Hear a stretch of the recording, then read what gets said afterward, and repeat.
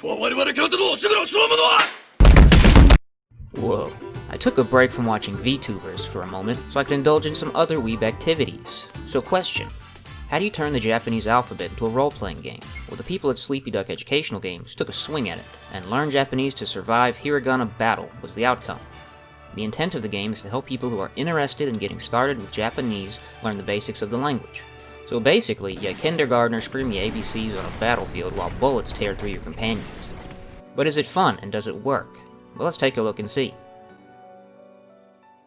The story begins and you're introduced to Claire and her friends having a good time at the pub, when all of a sudden some hobo walks up and asks if you can understand him when he says this. Well, no. To which he ominously chuckles and teleports away and just moments later blasts your town to bits with magic. Looks like he really did a number on those 3 bystanders, huh? And some minor property damage to boot. So after repairing the slight inconvenience, Claire and her friends decide to take the fight to the mystery hobo magician. But in order to do that, they have to know Hiragana, so they ask for help from the government of whatever country they're a part of, and they get sent Misaki, who acts not only as a party member, but as your language teacher throughout the game. Misaki informs you that the hobo magic is being done by a Japanese man called Noburo, who apparently has been terrorizing Japan for generations. But if the whole plot is that we need to learn Japanese to beat this guy, why can't not a single fluent Japanese person seem to? Anyways, now we get introduced to the nitty-gritty educational aspect of the game. You're brought to this blank screen and you're told to pull out a paper and pen in real life. The game proceeds to show you the hiragana you'll be using in combat as well as the proper stroke order and pronunciation. Now, when I first started teaching myself how to read hiragana, this section of the game was a little easier for me since I had prior experience from other sources on how to read it. By which I mean I essentially searched up a hiragana chart, took out a pen and paper, and memorized everything the good old hard way. So the learning sections here were a little bit of a fast-paced review of what I was already kind of familiar with. But if you're a beginner who's looking to learn, you might be staring at this screen for a long time, trying to wrap your brain around the characters. Or you could just skip it and ram your head in their enemies until you memorize the right answers. After each lesson, you're given a short quiz on what you just learned. Then, you're thrust out into the first real battle of the game, where your friends ram their heads into the enemies doing no damage and are dragged away. After the battle, you're now tasked with finding your 2 friends. This is where we find out how the game is going to work. It turns out you just have to walk around and find your objective while getting into random chance encounters every step you take. The combat is basically just your stereotypical turn-based RPG gameplay. The enemies take multiple hits to beat, so you'll be yelling ooh ooh ooh and bonking them on the head until they die. Repetition equals retention, that's the name of the game. Upon reaching the exit, you're thrown into another lesson, same stuff as before. Now that the lesson is over, you're let loose into town and can now purchase armor and weapons from a shop to boost your stats, and given your next objective, this empty marsh. You're just here to practice what you just learned, same as usual. You make your way up to this broken bridge, and then you realize the game is forcing you to turn around and grab logs on the other side of the map. So, more random chance encounters. Woo! Okay, so you grabbed the logs, walked all the way back, and now you repair the bridge. First boss time, so it's gotta be something cool, right? Nah, it's just Hobo Magician, and the only difference between this fight and all the others is that every time you beat an enemy, another spawns in to take its place. So after 5 hiragana get beaten up, the fight is over. You head back to town and woohoo! Another lesson, but this time it's a lesson on 10 basic Japanese words. I liked this since it broke up the monotony of just learning the alphabet over and over. But there's an alphabet lesson immediately after it, so you haven't lucked out. Afterwards, you're told about side quests. Side quests in this game offer short challenges that help teach words and phrases, which again, helps to break up the monotony of just learning hiragana over and over. Side quests also give 5 to 10 points for completion, and if you get 10 points, you can spend them at this crystal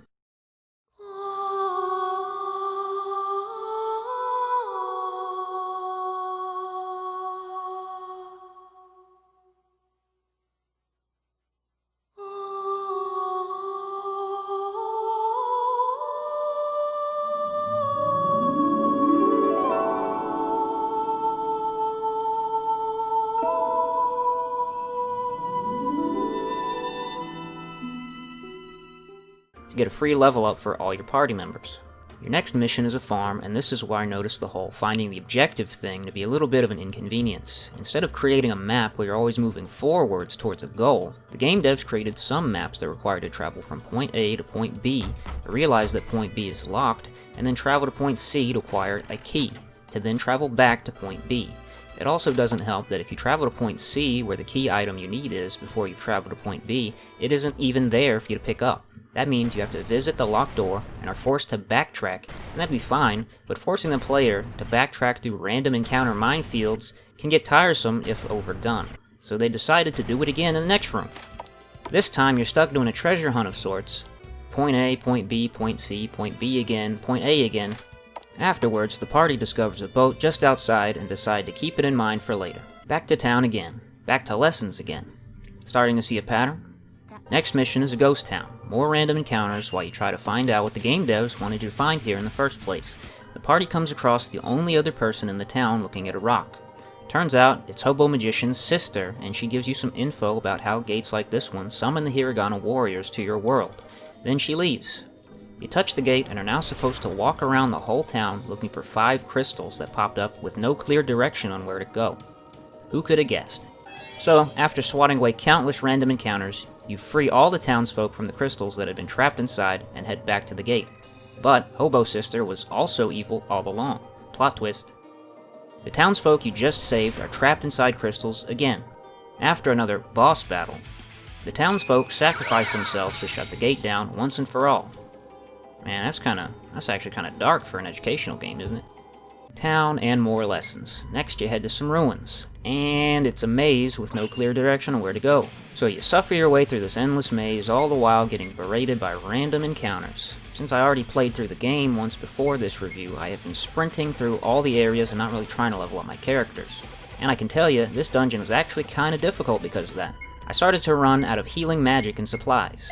Halfway into the dungeon, you come across Hobo Sister again, and she tells you that she's got her own reasons for being evil and isn't on a team with her brother. And then with the power of some unexplained magic coffins, you get whisked away into another dimension where all the enemies are now English instead of Hiragana, and all the answers are now Hiragana instead of English.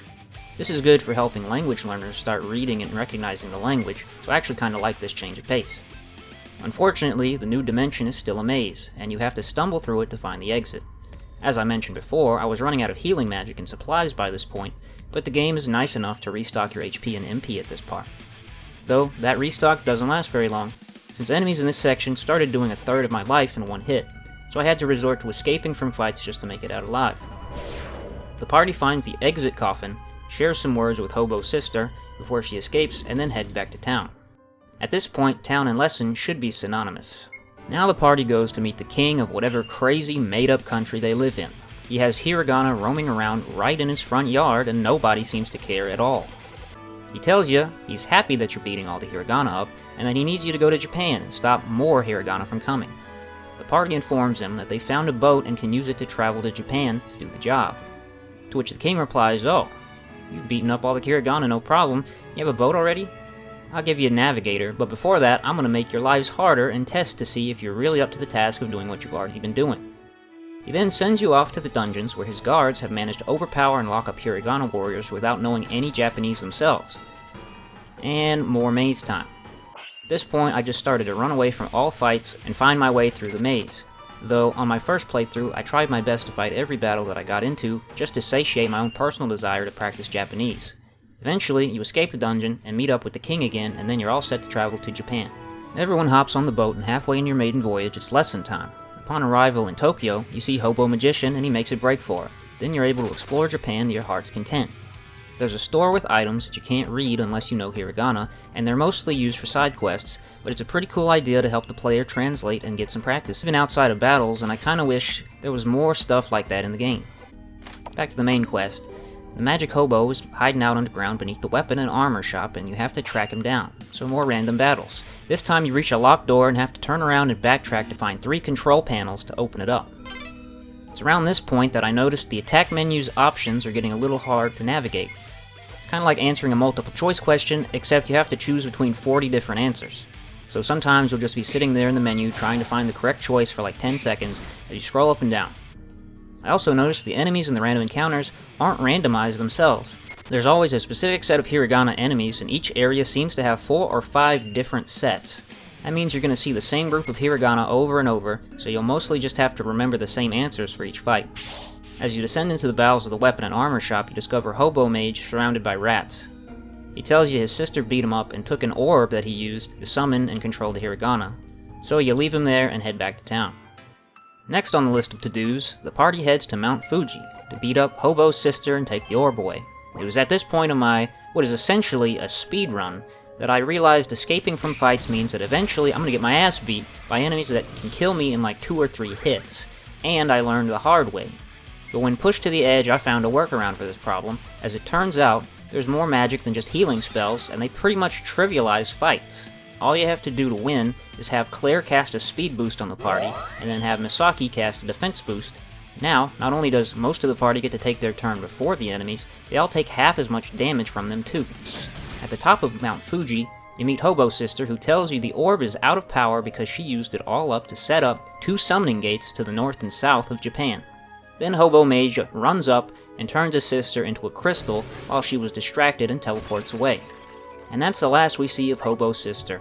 What was her motivation for being evil? What was her backstory?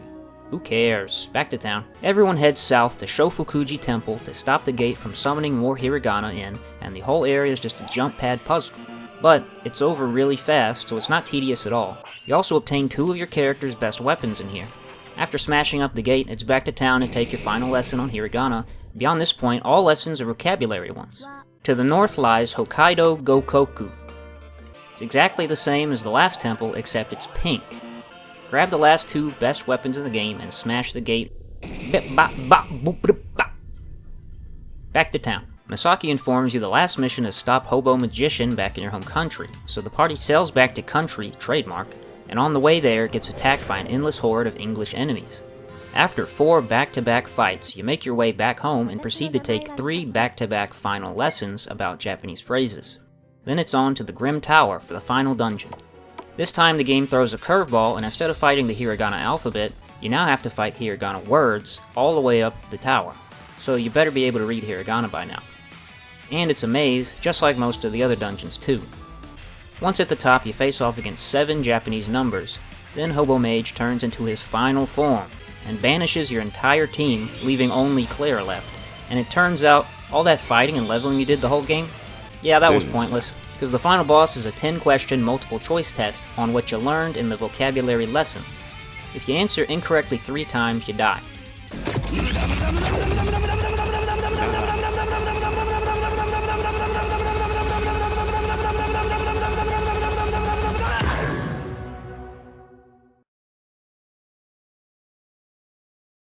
So with a slap and a smack, you beat Hobo Mage, and seal him inside the summoning gate and save the day. Credits roll. Ooh! So does it work? Is it fun? Well, I'd say for people that lack any kind of patience to sit down and learn a language, this isn't the game for you. It probably isn't even fun for people that already know a lot about Japanese either.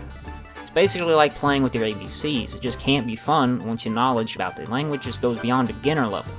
As for me, my first playthrough, I was still a beginner, burning with curiosity, so the repetitive nature of the gameplay didn't really bother me. I was just trying to complete all the side quests and fight every battle so that I could practice and learn the language, and that in and of itself was where the fun was to be had. I definitely learned some things from this game, and I have a better understanding of Japanese than when I started.